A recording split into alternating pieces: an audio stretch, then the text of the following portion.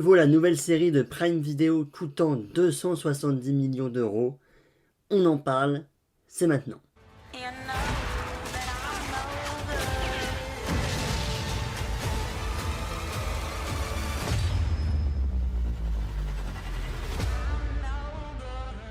Hello tout le monde, c'est Narojin qui vous parle aujourd'hui pour une toute nouvelle vidéo. J'espère que vous allez bien. On se retrouve aujourd'hui pour parler des 3 premiers épisodes de la série Citadel diffusée sur Prime Video.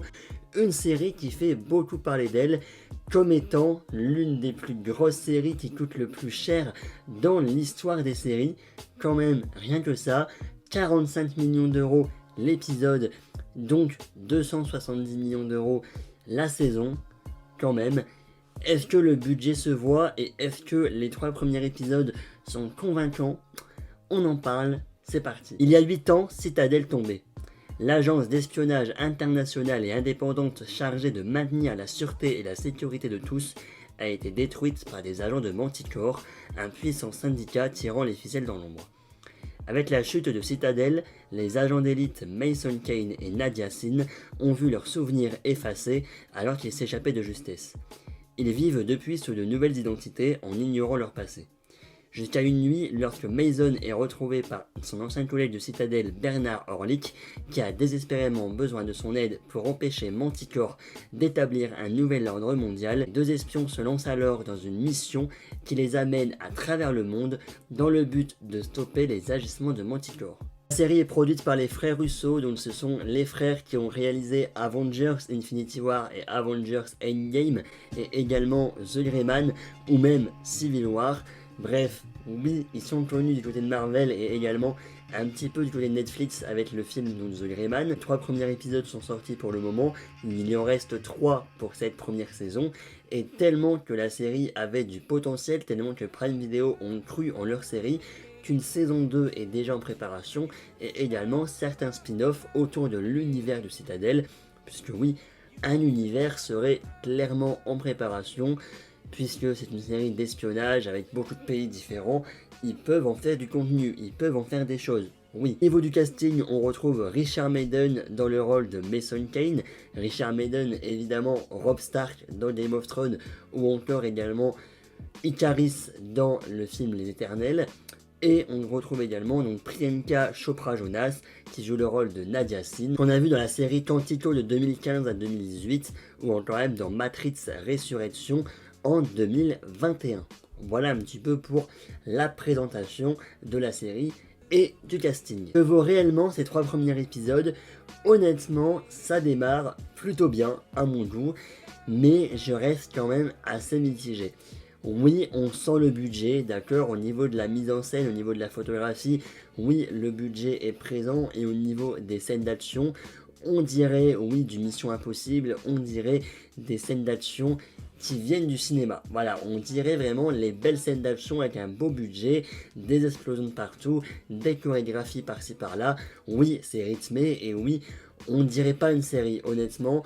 On dirait vraiment une qualité d'un film, et ça c'est une bonne nouvelle. La direction artistique c'est un oui, la photographie c'est un oui, même le casting en général et le jeu d'acteurs, notamment de Richard Madden ou donc de Priyanka Chopra Jonas, oui, ils jouent bien, vraiment, et ça fait plaisir à voir, on sent qu'ils sont vraiment dans le rôle, etc. Maintenant, pour moi et pour beaucoup de monde en général, le gros bémol ça restera en général le scénario, entre guillemets. C'est une série d'action, d'espionnage, et donc oui, c'est du déjà vu. En fait, c'est clairement du déjà vu. On est clairement dans le cliché avec une certaine mallette, voilà, à récupérer. La mallette, l'amnésie qu'on voit partout maintenant. Ils ont plus de souvenirs, oh bah tiens, comme par hasard. Comme par hasard. Comme par hasard. Comme par hasard. Voilà, entre l'amnésie, entre la mallette, entre même du cliché de Citadel vs Manticore. Manticore, ce sont les méchants. Enfin voilà, au niveau des lieux même en général, on est vraiment dans du cliché. On a l'impression que la série n'a pas réellement d'âme. Et même au niveau de l'affiche, d'accord, l'affiche ressemble clairement à l'affiche du film Tenet.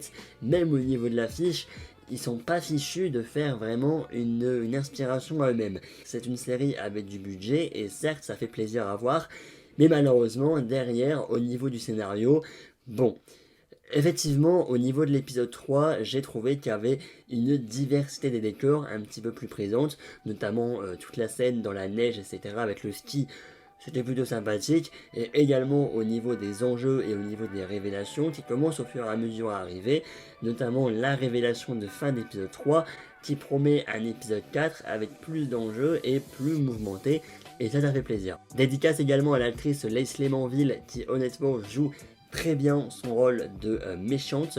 Voilà, l'épisode 3 commence directement sur de la torture. Oui, c'est montré et oui, on s'en fout de la censure, tout ça, on montre la torture. Et je dirais pas que ça fait plaisir parce qu'on dirait quelqu'un de très sadique, mais en vrai, j'ai bien aimé cette partie-là. Et en général, il y a des bonnes choses, mais oui, voilà, hein, l'amnésie et la mallette à récupérer. Bon, voilà.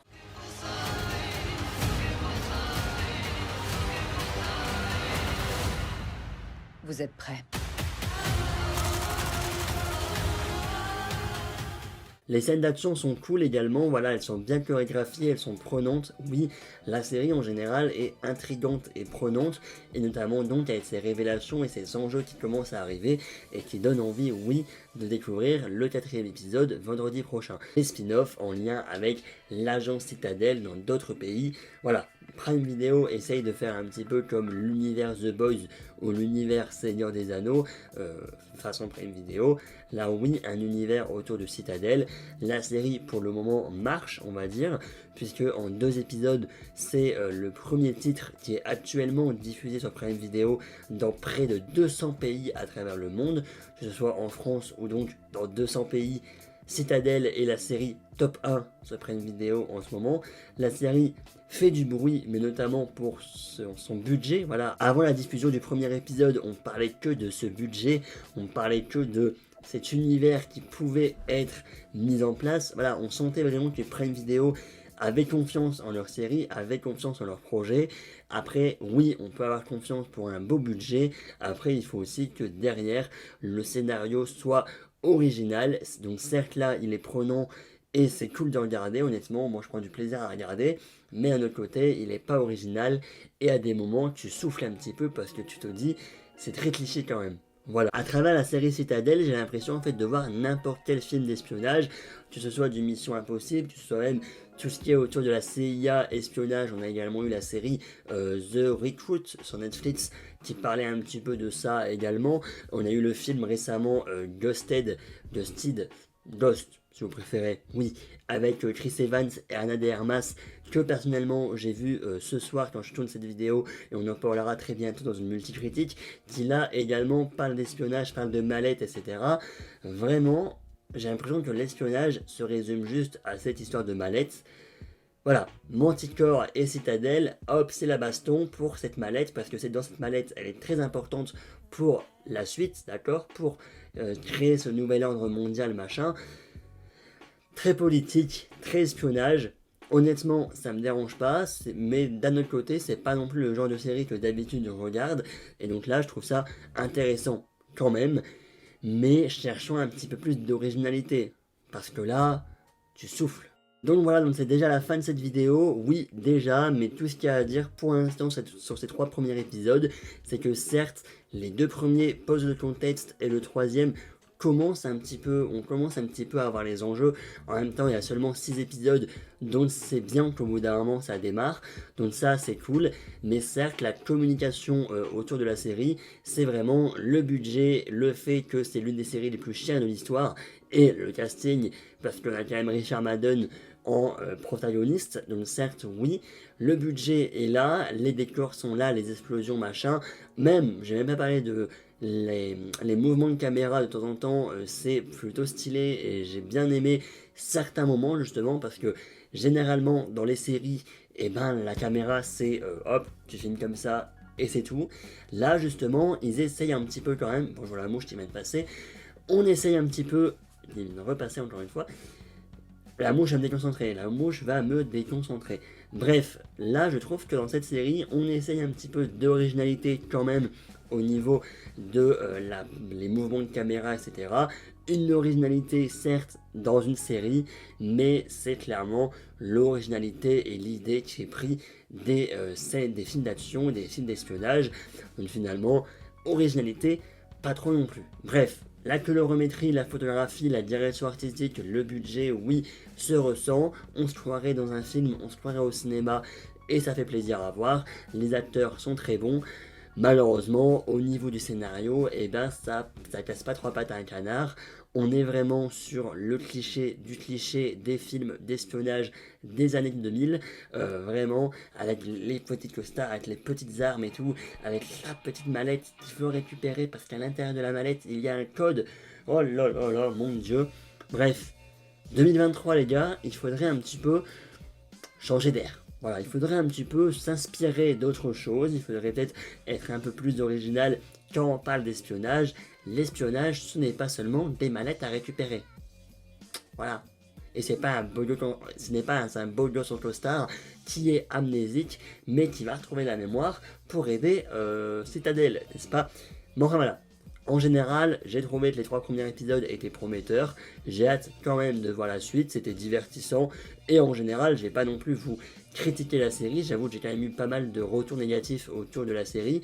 Moi, pour l'instant, c'est prometteur. J'ai bien aimé quand même les 3 premiers épisodes. Mais effectivement, un peu trop cliché à mon goût. Voilà.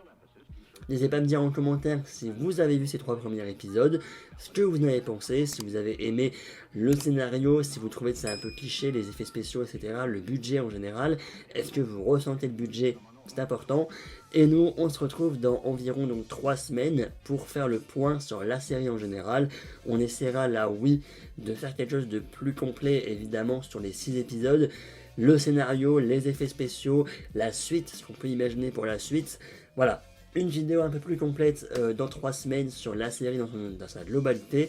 Là oui, on est un petit peu comme la review des Gouttes de Dieu, on a parlé des 2 premiers épisodes, où vraiment c'est le début. Voilà, on pose également le contexte dans une vidéo sur le début de la série, et on se revoit en fin de saison pour parler de tout ça et de mon avis final. Voilà. N'hésitez pas à vous abonner, liker, partager, commenter, à me suivre également sur mon TikTok qui va s'afficher juste ici. Et puis nous, on se dit à la prochaine. Cette mouche va m'énerver vraiment. À la prochaine pour une prochaine vidéo. Salut, salut. Peace.